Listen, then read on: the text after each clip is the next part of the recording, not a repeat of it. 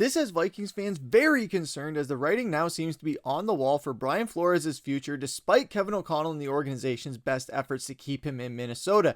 And KOC's recent quarterback comments has one insider off to the races with a solution, as huge moves are ahead for this organization. We're going to be breaking down all of that in this episode of Vikings Digest, but first, we have a really cool offer that we want to let you guys know about. Before we get into all the news today, this video is brought to you by Kalshi. When you download Kalshi using the link below and enter code DIGESTNFL, you'll get $20 when you trade your first $100. Kalshi is the largest prediction market in the US, and on their platform you can trade yes or no on real life events like sports, elections, news, and pretty much everything. And whether you're in California, Texas, or anywhere else across the country, Kalshi is live in all 50 states. For sports fans, trade on game outcomes, playoff chances, or player performances, all on a regulated market where you can cash out anytime. For football fans, you can trade on the divisional round of the NFL playoffs, with the LA Rams being at a 63% chance of winning against the Chicago Bears.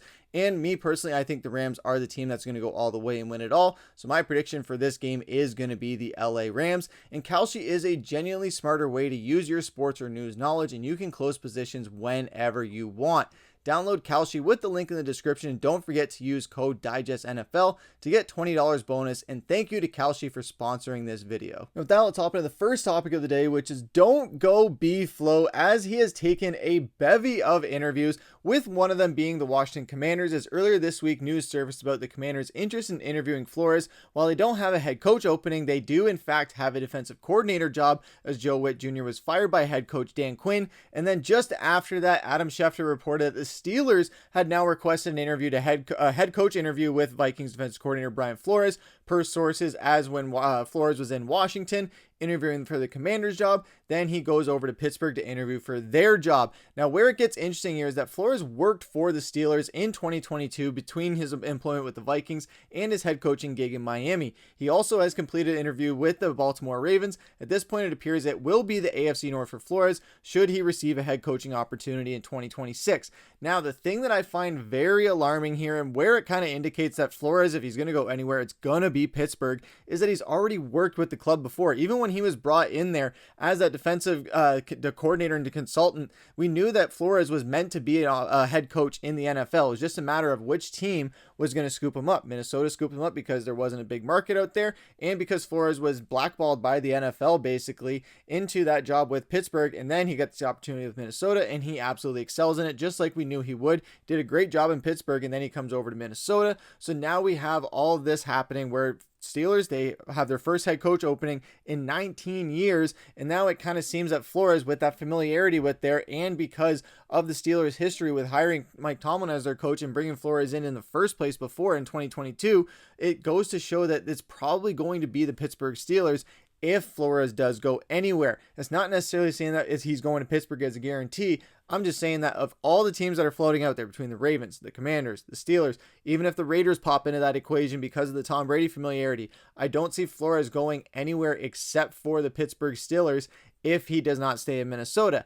Now, on the front of him staying in Minnesota, that possibility, Kevin O'Connell and the Vikings have been very aggressive, as Kevin O'Connell spoke earlier this week, saying that we've been really aggressive in negotiation, and Flo knows exactly how we feel about him. But at the same time, I'm really excited for him. I think he's going to for sure talk to one of them about their head coach position. This was before all the interviews started happening. I think he's more than deserving. Everything he's brought to our organization over these last 3 years, our relationship is super strong. We're talking almost every day and just making sure that he knows the intent of where we're at to have him as our defensive coordinator. He's kept no secrets about his desire to stay here doing that role as well, but I think it's important that he totally commits to going through his head coaching process and puts his best foot forward. So that is a bit of some respite there, where the Vikings do have some optimism that he wants to return to that role. It's just a matter of testing out that market in the first place. He's excited for him to do so, all while knowing our number one priority has been to get that contract done with him. I have a lot of confidence we're going to be able to get something done with him as our defensive coordinator. So this is what we want to hear, is that Kevin O'Connell is confident that they can get him to return as a defensive coordinator. It's just a matter of, all right, now we have the anxiety of him waiting out all these interviews that Flores is going to take and just saying, hey, head coaching jobs, this is what I've been saying the whole time. They're going to pop up every single year. There's always turnover in the NFL. It's just a matter of a big fit being there. And unfortunately, this has been an offseason where we have seen a lot of big head coaching jobs open up. John Harbaugh just went to the Giants. Mike Tomlin, he's taken a year off from coaching. He could go to the Atlanta Falcons maybe by next year. Who knows? And then you have Brian Flores. He's a big name out on the market. Mike McDaniel is also out there. And you have teams like the Steelers, the Ravens. They haven't had a different head coach in almost 20 years for each of those teams. So those are big factors. Then you have the Raiders. They're constantly going through coaches, but they have that coach's culture for the most part where they try and just find that magical coach. They just don't have a good history of doing it. Then you have the Commanders where Flores would be taking a step back, I think, especially with the Commanders defense that is absolutely abysmal in every sense of the word. So if Flores is going to take a defensive coordinator job, it's not going to be with Washington. It would probably be to stay in Minnesota because it's a much better defense and the familiarity and already having the guys that you love there and the guys already love you. But I think with the defensive coordinator job in Washington, I think that was maybe a little bit of posturing on Flores' part in this case because he wants to bump up that market value. And it makes sense from a business standpoint as well, where maybe the Commanders did want him as their defensive coordinator, but him going in there knowing, all right, it's a total crapshoot in here as far as a defensive standpoint. There's a lot of things to fix. So if I'm going to be going anywhere as a coordinator, I'm not going to want to go to somewhere where I have so many things to fix and have to basically go back to square one. Where if he goes to be a head coach in a team like the Steelers or the Ravens, those defenses are already well established, or even Miami, but I doubt that he's going to go back there. Or there's some other teams that are popping up around there, but I definitely think it's going to be the Steelers if it's not the Vikings. But I do have hope that he's going to return to Minnesota. It's just like some of these free agency kind of scares that we have going around the NFL from year in and year out, where sometimes guys, they go out and they test the market and they don't find the right fit and they end up coming back to the place that they planned on leaving in the first place, or they never intended on leaving, but they just wanted to see what was out there.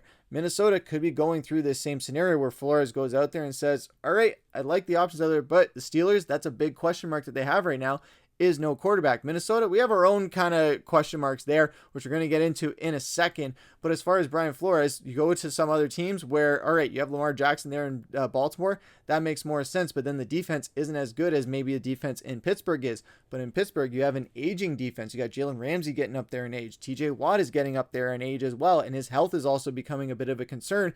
So there's multiple factors there where Flores could look at that and say, hey, Minnesota is the better fit for me, and it does make a lot of sense. But let us know what you guys think about all the fits for Flores as well, and whether you think that he's going to go to the Steelers, the Ravens, or stay in Minnesota as our defensive coordinator. Let us know down in the comments below, as that's going to take us into the second topic of the day, sticking with the DC team in Washington, and that is Marcus Mariota to Minnesota being floated out as a possibility here, as we know that Kevin O'Connell was speaking earlier, saying that he does feel like there needs to be a quarterback competition. I think that's what's going to make everybody better in that room, and it's going to be what makes our entire offense thrive through that competition.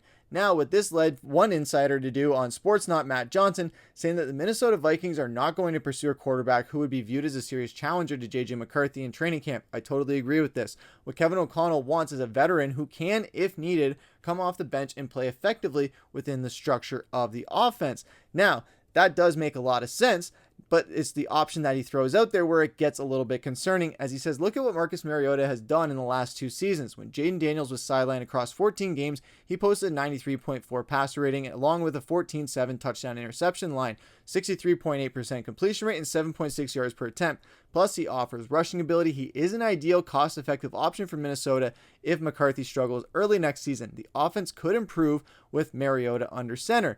These are all valid points. The only thing is that Minnesota could be in danger of making the same mistake they did with Carson Wentz, where, ironically enough, another former Washington quarterback, you bring him into the system, he's a little bit aging, and then he goes out there and he gets completely banged up, and then you're back to square one, having to go to Max Brosmer in a desperation to start at QB2, or JJ McCarthy just takes that job completely and runs away with it, and if he gets banged up again, we're screwed. That could be what Minnesota is looking at. But I do like some of the upside that Mariota does offer.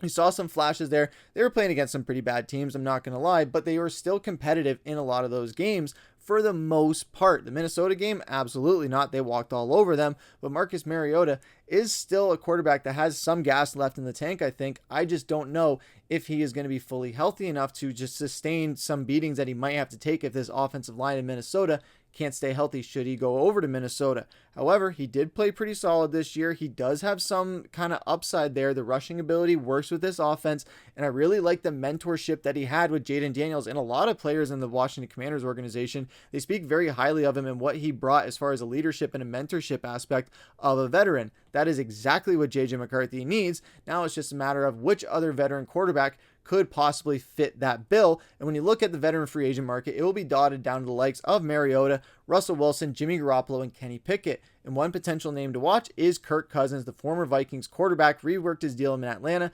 making him a likely free agent this offseason. As we know, Atlanta has a kind of little bit of a conundrum to deal with at quarterback there, and bringing Kirk Cousins back would be hysterical. And Kirko, he seemed like he had a little bit left in the gas tank too. With playing those games in Atlanta, they got 4 straight wins. He played pretty solid. He absolutely crapped all over the Bucs as well, especially when he says to Baker Mayfield, go win the NFC South, when they could have done that had you not beaten them on prime time. And that's what Kirk Cousins did. He got 2 primetime wins and a 4-game win streak. Played pretty solid. So I think Kirk Cousins might still have a little bit left in the tank. There's some familiarity there. And if this is a desperation move for Minnesota where you can get Kirk Cousins for dirt cheap, you could make that move. The only thing is Kirk Cousins is going to be very, very expensive in that scenario. Russell Wilson, I don't mind that idea as a reliable backup guy. I know as far as a locker room guy, that's a little bit divisive of a scenario and a topic. Jimmy Garoppolo, absolutely not. Kenny Pickett, absolutely not. So as far as when you look at the veterans that you could bring in there,